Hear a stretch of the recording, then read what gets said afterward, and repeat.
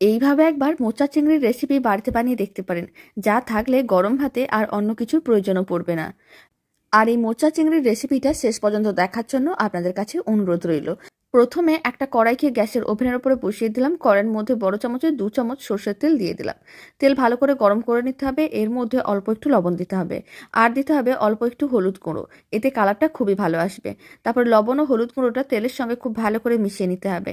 খুব ভালো করে মেশানো হয়ে গেছে, তেলও গরম হয়ে গেছে। এবার এই গরম তেলের মধ্যে দিয়ে দিচ্ছি 300 গ্রাম চিংড়ি মাছ।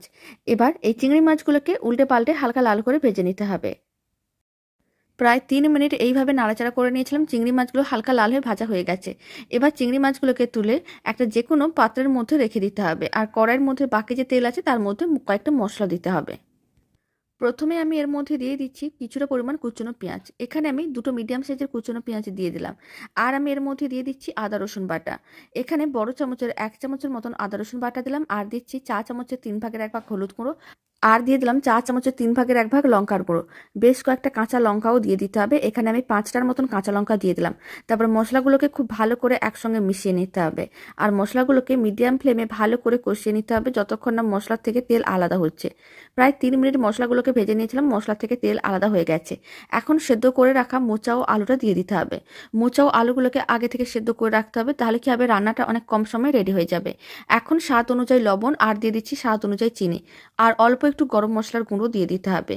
সমস্ত কিছু ভালো করে মিশিয়ে এইভাবে 5 মিনিটের মতো নাড়াচাড়া করতে হবে, যাতে মোচার রেসিপিটা একটু শুকনো শুকনো হয়। এতে খেতেও ভালো লাগবে, দেখতেও ভালো লাগবে। তার আগে সমস্ত কিছু এইভাবেই ভালো করে মিশিয়ে নিতে হবে। 5 মিনিট রান্না করে নিয়েছিলাম। এখন ভেজে রাখা চিংড়ি মাছগুলো দিয়ে দিতে হবে, আর খুব ভালো করে একসঙ্গে মিশিয়ে আরও 4-5 মিনিট এইভাবে নাড়াচাড়া করে নিতে হবে। তাহলেই রেডি হয়ে যাবে দারুণ স্বাদের মোচা চিংড়ি, যা থাকলে গরম ভাতে আর অন্য কিছুর প্রয়োজনও পড়বে না। বাড়িতে আপনারাও বানিয়ে দেখতে পারেন, খুব কম সময়ে রেডি হয়ে যায়, খেতে ভীষণ ভালো হয়। রেসিপিটা ভালো লেগে থাকলে আপনারা যদি ফেসবুক থেকে রেসিপিটা দেখছেন, পেজটিকে ফলো করে নেওয়ার অনুরোধ রইল।